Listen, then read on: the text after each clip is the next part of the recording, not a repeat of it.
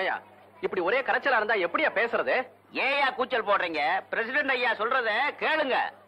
பாண்டி மீனா கட்டிக்கிட்டது திருட்டு தாலி, அத கலத்தனம்னு மருது சொல்றது மட்டும் இல்ல, நடந்தது கல்யாணமே இல்ல. நான் இவ புருஷனும் இல்ல, இவ எனக்கு பொண்டாட்டியும் இல்லன்னு இந்த கூட்டத்துல முடிவு பண்ணி ஆகணும். ஏமா நீ என்ன சொல்ற? ஊர் பெரியவங்க எல்லாரையும் கும்பிடுறேனுங்க.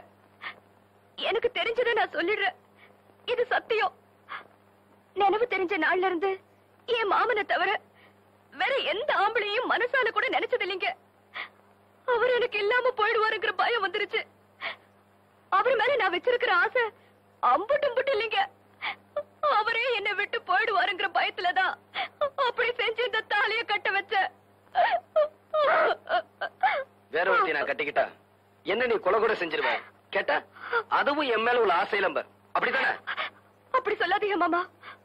உங்களை ஒரு இரும்பு கடிச்சா கூட நான் அப்படியே துடிச்சு போயிடுவேன்னு தெரியுமில்ல. பசப்புறதெல்லாம் வச்சுக்காத, அவங்களுக்கு பதில் சொல்லு. திருட்டு நாய். நான் கடைசியா சொல்றது இதான். நான் செஞ்சது தப்புன்னா எனக்கு எந்த தண்டனை வேண்டாலும் கொடுங்க, நான் ஏத்துக்கிறேன். ஆனா என் கழுத்துல இருக்கிற தாலியில யாராவது கை வச்சீங்க நான் உசிரியே விட்டுருவேன். அம்புட்டுதான். அதுவும் சொல்ல வேண்டியது சொல்லிடுச்சு. நாங்க பஞ்சாயத்தாரோட எங்க முடிவை சொல்றோம். இது நம்ம சாதிக்குள்ள ஏற்பட்ட பிரச்சனை. நம்ம சாதியை சேர்ந்த ஒரு பொண்ணை வாளா வெட்டி ஆக்குறதுக்கா இத்தனை மரபணு மீசையை முறுக்கிட்டு ஒன்னா சேர்ந்தவங்கிறதா பஞ்சாயத்தாரோட கேள்வி. அதுவும் இல்லாம நாமளும் அக்கா தங்கச்சியோட பிறந்திருக்கோம். நமக்கும் பொண்டு வரசு இருக்குதுங்க. அதனால பாண்டி மீனா கழுத்துல கட்டின தாலியை கலத்துறது பெரிய பாவம். சாதாரண பாவம் இல்ல, பஞ்சமா பாதுகாப்பு. தாலியில எவனாலும் கை வச்சீங்க கைய இல்லாம போவீங்க. அதனால பாண்டி மீனா கழுத்துல கட்டின தாலி அவ கழுத்துல தான் இருக்கும். அதை கலத்துறதுக்கு கட்டினவனுக்கு கூட உரிமை இல்ல. கிடையாது கிடையாது. எவனாலும் கை வைக்க சொல்லு பாப்போம். ஆக இவதான் என் பொண்டாட்டி, இவ கூட தான் வாழ்ந்தாகணும், அதுதான் என் தலையெழுத்துன்னு சொல்றீங்க, அப்படித்தானே? இல்லப்பா, அதையும் நாங்க பேசி முடிவு பண்ணிட்டோம். இது உன் சம்மதம் இல்லாம நடந்த கல்யாணங்கிறதுனால நீ உன் இஷ்டப்படி யார வேணாலும் கல்யாணம் பண்ணிக்கலாம். அதை தடுக்க இங்க யாருக்கும் உரிமை இல்ல. அந்த பொண்ணு ஒரு வேலைக்காரியா வச்சு இருந்துட்டு போட்டுமே, அதை மூலிக்கழுத்த அலைவிடக்கூடாதுங்கிறதா பஞ்சாயத்தாரோட தீர்ப்பு. பஞ்சாயத்து முடிஞ்சு போச்சு. எல்லாரும் அவங்க வீட்டுக்கு போங்க. மாப்பிள்ள மருது, நான் பேசுறது கரெக்ட் தானே? நான் எப்பவுமே ஓம் பக்கம் தான். என்ன புடிச்சு கொண்டு போங்கடா.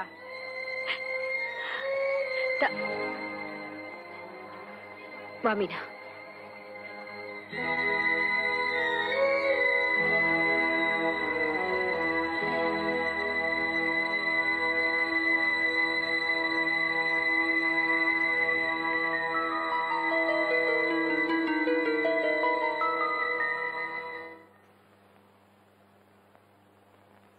தம்பி,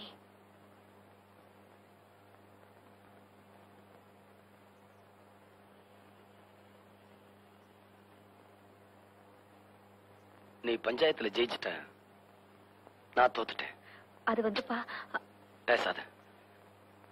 உன்னை பார்க்கவே எனக்கு பிடிக்கல. கூட பிறந்த பாசத்தை விட வளர்த்த பாசம் தான் பெருசா போச்சு. முட்டாள்தனமா உன்னை போய் அக்கா அக்கான்னு உசுறு விட்டுக்கிட்டு இருந்தானே. தம்பி, என்ன நீ அப்படி கூப்பிடுறது? இதுதான் கடைசி தடவை. நீ எனக்கு அக்காளா இருக்கிறத விட மாமியாரா இருக்கத்தானே ஆசைப்பட்ட. அப்படியே இருந்துட்டு போ. இனிமே நமக்குள்ள இருக்கிற அக்கா தம்பிங்கிற உறவு என்னையோட அருந்து போச்சு. தம்பி, நான் செஞ்சது வேணா குத்தமா இருக்கலாம்ப்பா. அதுக்காக இம்பட்டு பெரிய தண்டனை கொடுத்துறாதப்பா. இது தண்டனை இல்ல. பஞ்சாயத்துல சொன்ன மாதிரி எனக்கு பிடிச்சவளை நான் கல்யாணம் பண்ணிக்க போறேன். அவனும் நானும் சந்தோஷமா இருக்கிறத நீ பார்க்கதான் போற. அதான் அவனுக்கு கொடுக்க போற பெரிய தண்டனை.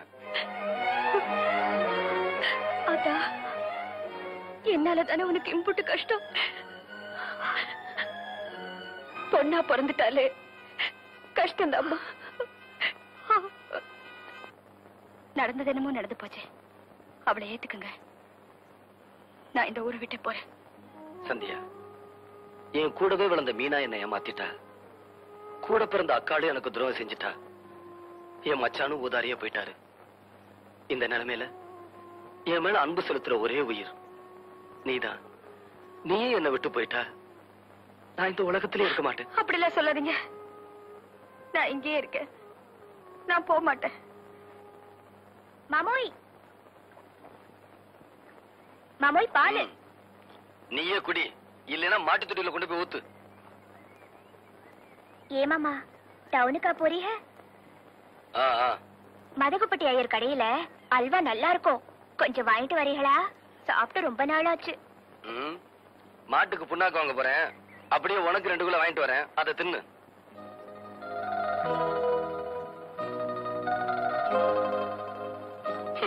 அல்வா கேக்குற மூஞ்சி மொகர கட்டியும் பாரு.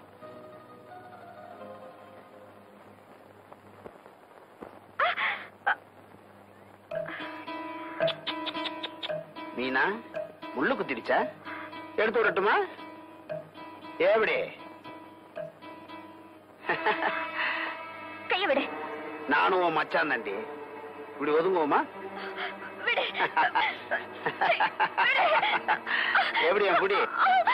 எப்படி?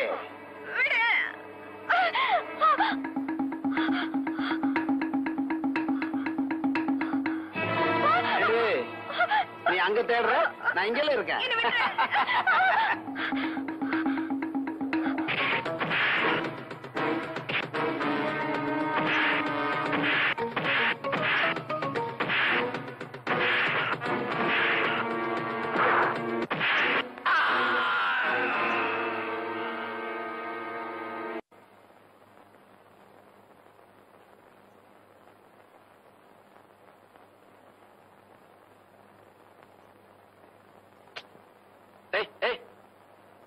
என் ரூமுக்குள்ள வந்து படுக்க கூடாதுன்னு எத்தனை தடவை சொல்லிருக்கேன். புருஷன் படுக்கிற இடத்துல படுக்காம பொண்டாட்டி வேற எங்க போய் படுப்பாங்களா? ஆமா, அம்மி மிதிச்சு அருந்ததி பார்த்து நடந்த கல்யாணம் கெட்டு போச்சு. பொண்டாட்டி என் பொண்டாட்டி. கடைசியா சொல்றேன், இன்னொரு தடவை என் பொண்டாட்டின்னு சொன்ன நடக்கிறதே வேற. எங்க என் மூஞ்சிய பார்த்து என்ன உங்க பொண்டாட்டியா நினைக்கலன்னு சொல்லுங்க. சொல்றேன்டி, உன்னை என் பொண்டாட்டியா நினைக்கல. நான் நம்ப மாட்டேன் மாமா. ஏன்னா நீங்க சொல்றது உண்மையா இருந்தா ஒருத்தன் என் கைய பிடிச்சு இழுத்தப்போ எவ கையோ எவனோ பிடிச்சு இழுக்கிறான்னு சொல்லி பேசாம விட்டுட்டு போயிருக்க வேண்டியதானே. பாவம், அவனையே போட்டு அம்புட்டு அடி அடிச்சீங்க. உனக்குன்னு இல்ல, எந்த பொண்ணுக்கும் அப்படி ஒரு நிலைமை வந்திருந்தாலும் நான் அப்படிதான் உழைச்சிருப்பேன். இப்ப கூட உண்மையை சொல்ல மாட்டேங்கிறீங்க மாமா. ஏன் உங்களையே நீங்க ஏமாத்திக்கிறீங்க?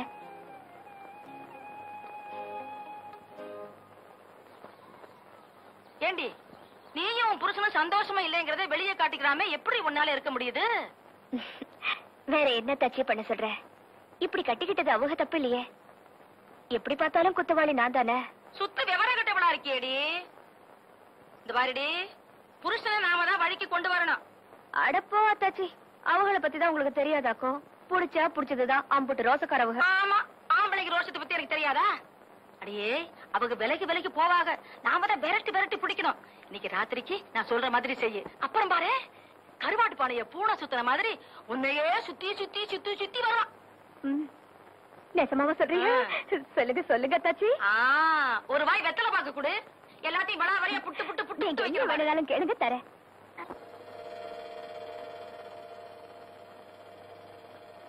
அத்தாச்சி, என்னடி வெளிக்கண்ட? 2 நாளா தலைவலின்னு முனகிக்கிட்டே கிடக்குறா. நானும் எனக்கு தெரிஞ்ச மருந்து மாத்திரை எல்லாம் கொடுத்து பாத்துட்டேன். தலைவலி குறையறதா காணும்.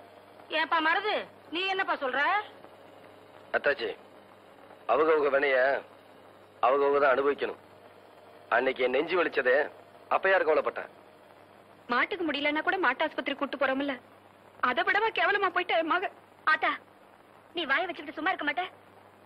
2 வாட்டி வர காப்பி வச்சு குடிச்ச, இப்ப தலைவலி தேவலைங்கிறல்ல. சும்மா ரெடி.